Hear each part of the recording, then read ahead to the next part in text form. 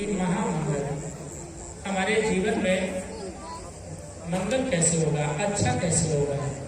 इस बात के लिए भगवान बुद्ध को प्रश्न पूछा जाता है कि भगवान, हम जो ग्रस्त लोग हैं वह अपने जीवन में अपने गृहस्थी का पालन करते हुए हम कैसे धर्म अभ्यास करें, कैसे अपने जीवन को अच्छा बनाएं।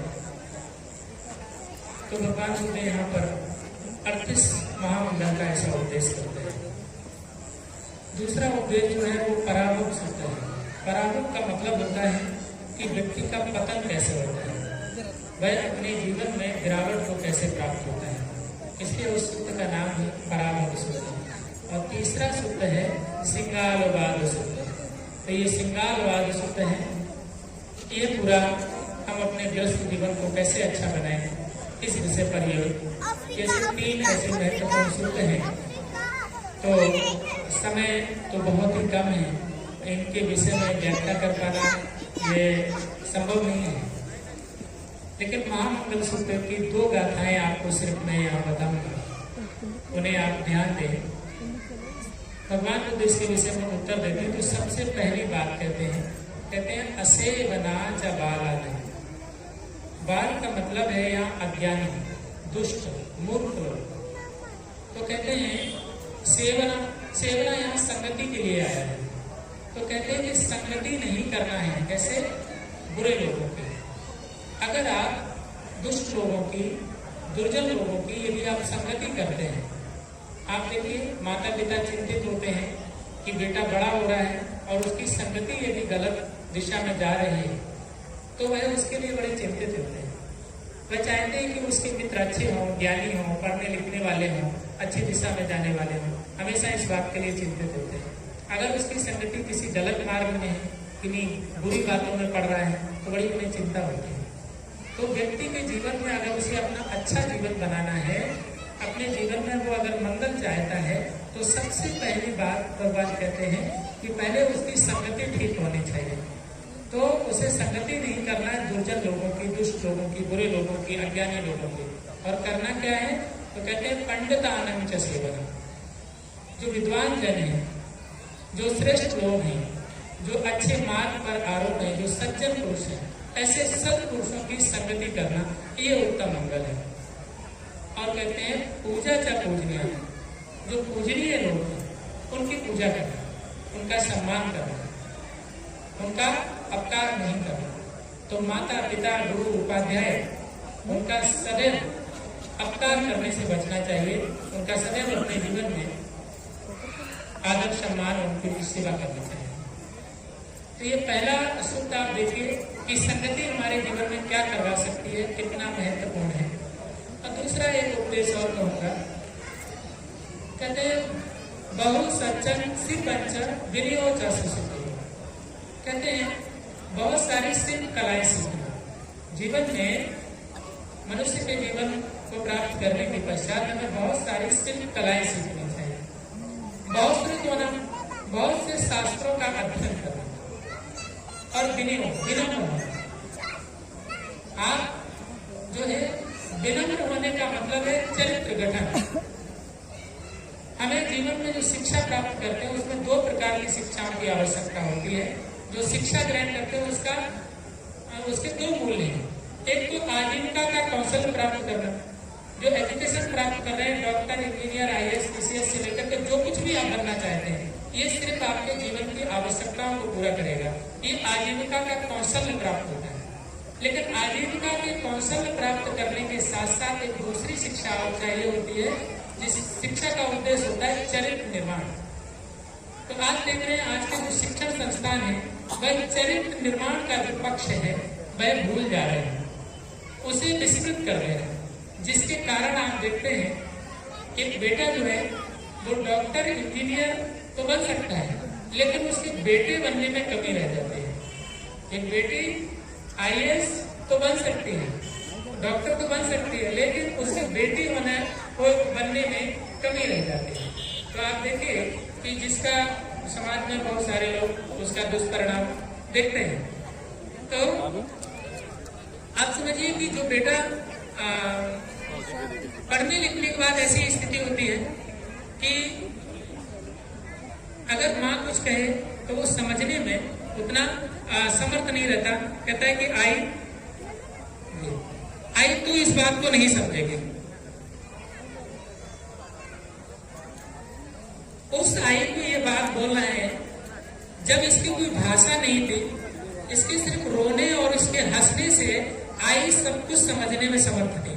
आज ये डॉक्टर इंजीनियर होने के बाद, जिसके पास बहुत सारा शब्दकोश है, पढ़ने लिखने के बाद, अगर आज ये अपनी आई को अपनी बात नहीं समझा पा रहा है, आज वो ऐसा कहना चाह रहा है कि तू नहीं समझेगा, लेकिन वो उस समय समझने में समर्थ थी।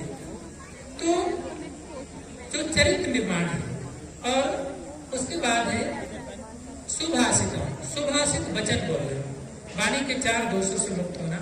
सुभाषिता चाया वाचा एतन मंगल होता, ये उत्तम मंगल कार्य है। ये 2 सूत्र जो है मैं महामंगल सूत्र से आपके सामने मैंने रखा और मैं श्रृंगार वाद सूत्र की एक छोटी सी जो महत्वपूर्ण जो संदेश है वो मैं आपको बहुत संक्षिप्त में आपको बताना चाहूंगा कि श्रृंगार वाद सूत्र भी ऐसा ही सूत्र है जो ग्रस्त जीवन के लिए बहुत ही महत्वपूर्ण है। उसका एक अंश मैं आपको बताऊंगा कि जो श्रृंगारवाद है, श्रृंगार एक व्यक्ति का नाम है। भगवान बुद्ध के समय में एक सेठ है जिसका बेटे का नाम है श्रृंगार। तो ये तो भगवान बुद्ध का शिष्य है, हमेशा भगवान के धर्म उपदेश आदि के लिए जाता है। उसे अपने बेटे की बड़ी चिंता होती है, लेकिन उसका बेटा जो है वो सुनता नहीं है, वह कुछ बुरी बातों में पड़ा हुआ है, इसलिए पिता की किसी बात का ध्यान नहीं रखता है। तो पिता को बड़ी चिंता होती है और पिता अपने अंतिम स्थिति में आ जाता है। जब वो अपनी अंतिम स्थिति में होता है, बीमार पड़ जाता है, तो अपने बेटे को बुलाता है, कहता है श्रृंगार, मेरा अभी अंतिम समय है और मैं आपसे एक अंतिम बात कहना चाहता हूँ। तो वो पूछता है पिता को कि कहिए पिताजी। तो कहते हैं कि मेरी अंतिम इच्छा है कि मेरी मृत्यु के पश्चात तुम ये जो नदी है, इस नदी पर स्नान करने जाइए और रोज प्रातः काल स्नान करते समय आप 6 दिशाओं को जल चढ़ाइए और ये जल चढ़ा करके इन 6 दिशाओं की यदि आप पूजा करेंगे तो हमारी चेतना को शांति मिलेगी। और यही मेरी आखिरी ख्वाहिश है, यही मेरी आखिरी इच्छा है कि एक पुत्र होने के नाते आप इतना दायित्व निभाएं। तो उसका बेटा श्रृंगार सोचता है कि ठीक है, पिता ने इतना कुछ तो हमारे लिए किया है, कम से कम इतना तो मैं पालन कर सकता हूँ। और श्रृंगार पिता की मृत्यु, उनके अंतिम संस्कार के पश्चात वैसा ही करता है। उस नदी के पास जाता है, स्नान करता है और 6 दिशाओं को ऐसे हाथ में ऐसे जल भरता है और 6 दिशाओं को चढ़ाता है। ऐसा करते समय वहां से भगवान बुद्ध के आने जाने का रास्ता है। श्रृंगार का पिता सिर्फ ये चाहता है कि एक बार श्रृंगार की भेंट भगवान बुद्ध से होना ये आवश्यक है।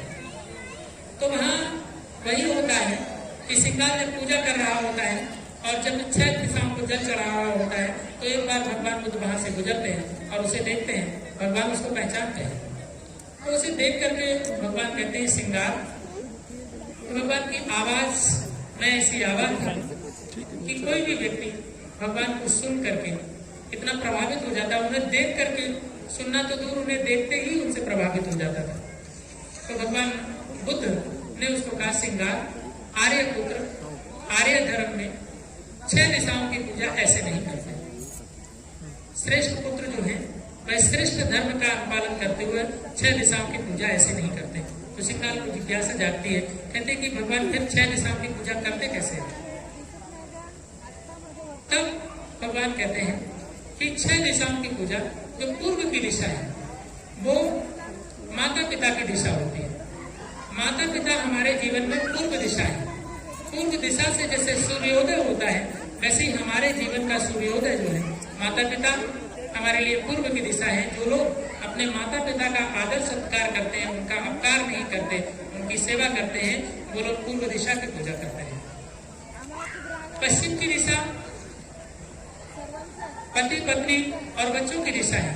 जो लोग पति पत्नी और बच्चों का ख्याल करता है, अपने माता पिता का ख्याल करता है, उनकी सेवा करता है, उनका दायित्व पूर्ण करता है, वैसे पत्नी अपने दायित्व को पूर्ण करती है तो वो पश्चिम की दिशा की पूजा करते हैं, और उत्तर की दिशा इष्ट मित्रों नात रिश्तेदारों की दिशा होती है। जो लोग अपने इष्ट मित्रों नातेदारों की जो है सेवा करते हैं, उनका आदर सत्कार करते हैं, वह उत्तर की दिशा की पूजा करते हैं। और जो दक्षिण की दिशा है वह गुरुओं की दिशा है। जो लोग अपने गुरु आचार्यों का आदर सम्मान करते हैं वो लोग दक्षिण की दिशा की पूजा करते हैं। और ऊपर की जो दिशा है वह श्रवण तपस्वियों की दिशा है। जो लोग साधक तपस्वी जो श्रवण है, घर आए हुए किसी भी श्रवण याचक तपस्वी तो वो झूठ बोल करके लौटाता नहीं है, उनको भोजन आदि का दान करता है, उनका आदर सत्कार करता है, तो वह ऊपर की दिशा की पूजा करता है।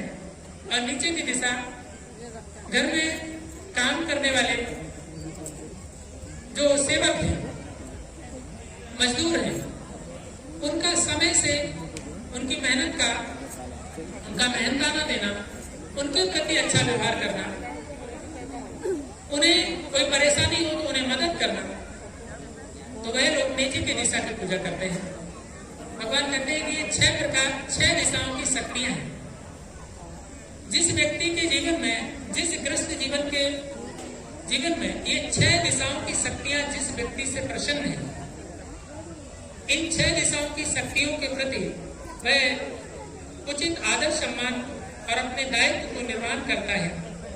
और जिस व्यक्ति के जीवन में ये 6 दिशाओं की शक्तियां सहयोगी होती हैं, उसका जो गृहस्थ जीवन है वह सदैव श्रेष्ठ अच्छा होता है और उसका कभी पतन नहीं होता, उसके गृहस्थ जीवन में उन्नति होती है। साथ ही बुद्ध धम्म को भी मैं संक्षिप्त में आपको बता रहा हूं कि बुद्ध धम्म क्या है। भगवान कहते हैं सब वो पाप सकल है, तो जितने भी पाप कर्म है हमारे जीवन में उनको नहीं करते। और पाप कर्म का मतलब है जो दूसरों को पीड़ा देने वाला कर्म, जो दूसरों को तकलीफ देने वाला।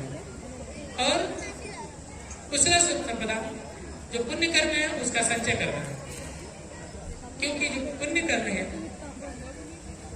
ये हमें स्मरण और उसका याद भी आता है। हमें कोई भी अपना कुशल कर्म, कोई पुण्य कर्म, तो उससे प्रसन्नता होती है। और पाप कर्म यदि हमारा कोई स्मरण आता है, कोई याद आता है, तो उससे हमें कष्ट होता है। और सचित परियदर्पण, अपने चित्त को शुद्ध करना, आनापानसति मैत्री भावना की साधना से अपने चित्त को शुद्ध करना, एतन बुद्धानुशासन, यही बुद्धों का धर्मशासन है।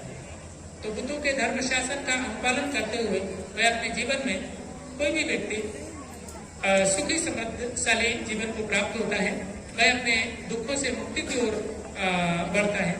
तो इसमें जो पुण्य कर्म का जो संचय है उसमें एक बहुत ही विशेष बात, ये जीवन यात्रा बुद्ध धर्म का अनुपालन की यात्रा शुरू कर सके, उसमें विशेष तौर पर एक बात याद रखनी चाहिए कि जब हम हिंसा नहीं करेंगे तो क्या करेंगे। पहला सीन है हिंसा नहीं करना, चोरी नहीं करना, व्यभिचार नहीं करना, झूठ नहीं, और झूठ का मतलब फालतू बकवास, गाली गलौज, निंदा, चुगली इत्यादि बातें। और अंतिम है किसी भी प्रकार के नशे से मुक्त रहना। और प्रमाद हटाना का मतलब है किसी भी प्रमादी स्थान से मुक्त होना। तो सबसे पहले हम 5 जो सील हैं इनको हम ग्रहण करते हैं, और सील यानी कि एक कर्म है। तो जन्म से अंतिम तक हमारे जीवन में यदि कुछ है तो कर्म है, और कर्म ये 2 ही प्रकार का है। तो इसलिए पाप कर्मों से व्रत रहते हुए पुण्य कर्मों का अर्जन करने के लिए हम शील ग्रहण करते हुए ये प्रतिज्ञा करते हैं। और जब मुझे हिंसा नहीं करनी है तो मैत्री करना है। और मैत्री कैसे करना है, तो एक माता जैसे अपने इकलौते पुत्र की रक्षा करती है, माता सिर्फ जन्म नहीं देती तो जीवन की रक्षा भी करती है, इसी प्रकार समस्त जीव सत्ता के प्रति मैत्री करना, समस्त जीव सत्ता की रक्षा करना, इस भाव से मैत्री करना। तो इस भाव को, इस बात का बोध रखते हुए हमारे जीवन में हमें अपने खाने पीने की शुद्धि करना चाहिए। हमें मांस भक्षण और नशा से बचना चाहिए।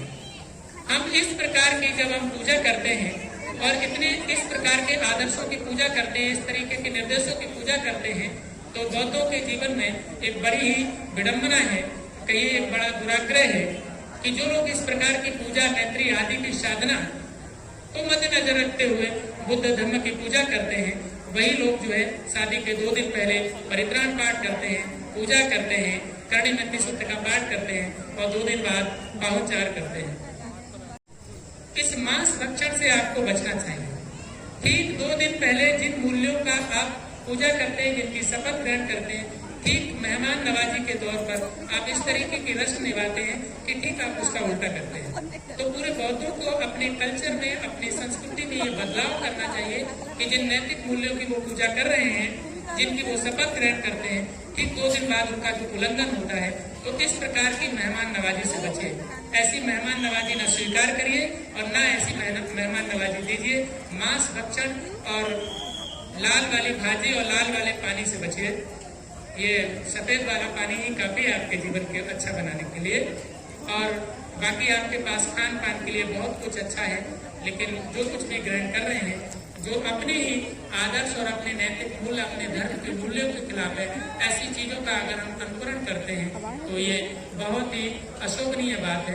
तो मैं यही कहना चाहूंगा कि अपने कल्चर में जो पूर्व से आपको आदत लगी है उसका बदलाव करें, और अंत में आपके सुखी समृद्धशाली जीवन की कामना करते हुए मैं यहाँ पर रुकता हूँ। आशा करता हूँ कि जिन ग्रस्त जीवन के संक्षिप्त तौर पर हमने इन सूत्रों के मूल्यों को आपको बताया, आप उन्हें समझ पाए होंगे और अपने जीवन में उनका अनुपालन करने का प्रयास करेंगे, ऐसी मैं आशा करता हूँ। और मैं पुनः आप सभी के सुखी समृद्धशाली और भावी नव दाम्पत्य जीवन को मंगल कामना देते हुए कि उनका जीवन सदैव सुखी समृद्धशाली हो, मंगलमय हो और वो अपने जीवन में उन्नति करें, उनके पूर्णिमा के चंद्रमा के समान सभी संकल्प पूर्ण हो, ऐसी कामना करते हुए सभी को साधुकार करता हूँ। साधु साधु साधु। सबका मंगल हो, सबका मंगल हो, सबका मंगल।